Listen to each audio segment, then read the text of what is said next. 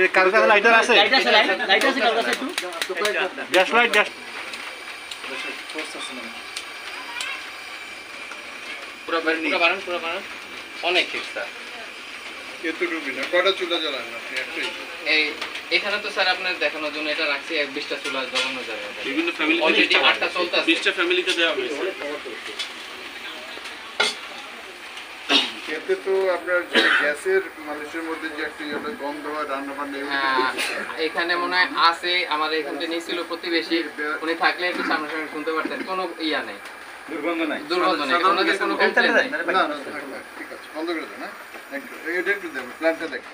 অনুযায়ী যে দুইটা নিতে চাই দুইটাতেই একটা সিঙ্গেল চালো সিঙ্গেল। এখানে যারা ব্যবহার করে কেউ আছে কাকা তো আসছিল একটু আগে। একটু ডাক দেন। এই ইয়ারে কিভাবে দিচ্ছেন আপনি? পাইপের মাধ্যমে? জি স্যার, পাইপের মাধ্যমে। এই যে পাইপ এই যে স্যার এই দিকে চলে গেছে উপর দিয়ে। ঢোকার সময় স্যার উপরের দিকে ছিল।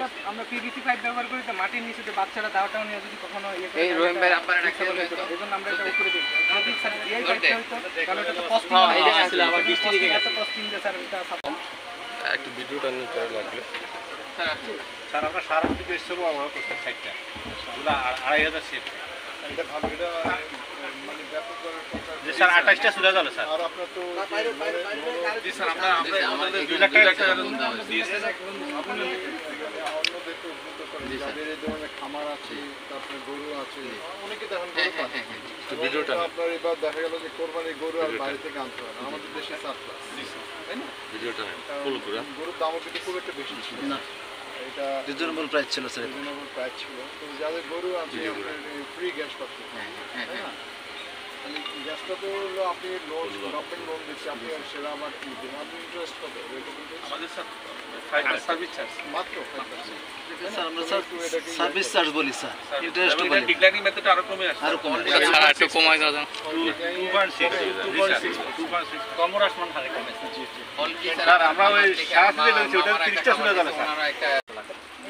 এটা 20টা ফ্যামিলি একদম অনায়াসে অল টাইম ব্যবহার করতে পারে। নরমাল হলো 50,000 টাকা এটা মিলে যায়। একটা ফ্যামিলি চলতে পারে। এই আপনার গ্যাস এদিক দিয়ে আসে না? জি স্যার, এটা যে এই যে জমা হয় রেখে দেয়। এটা হচ্ছে আমাদের গ্যাস স্টোর।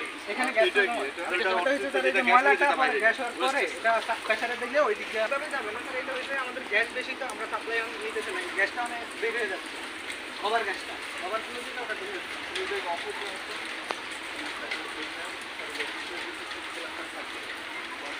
সবাই রান্না বান্না শেষ করে প্রেসার যখন বেশি হয়ে যাবে, এটা তো রিস্কেবল না থাকার মানে যেটা ওভারফ্লো ওটা